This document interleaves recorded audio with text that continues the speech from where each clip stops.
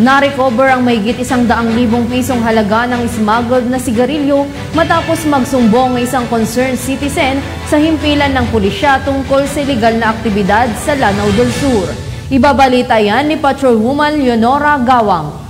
Nakumpiska ang tinatayang 135,000 halaga ng smuggled cigarettes sa isinagawang operasyon ng mga otoridad ng Picong Municipal Police Station sa Seashore Line Barangay Tukam, Picong, Lanao del Sur nitong Mayo taong kasalukuyan. Bandang 10:30 ng gabi nang makatanggap ng tawag ang Picong MPS mula sa isang concerned citizen tungkol sa isang hindi kilalang motorized pamboat o bangka ang dumaong sa nasabing lugar at nagdiskarga ng mga kahungkahong hinihinalang smuggled na sigarilyo.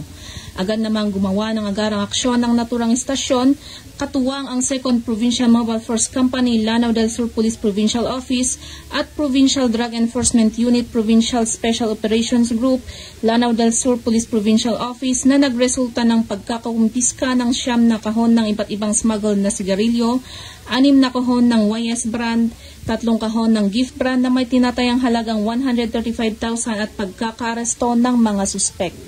Ayon kay Police Lieutenant Justin Vergara, platoon leader ng 2nd Provincial Mobile Force Company, Lanao del Sur Police Provincial Office, patuloy pa rin ang ginagawang investigasyon upang matukoy ang pagkakakilanlan ng mga suspek na pinaniniwala ang mga dayuhan. Ang mga nakumpiskang ebidensya ay nasa kustodiya ngayon ng Picong MPS para sa dokumentasyon bago isumite sa Bureau of Custom para sa tamang disposisyon.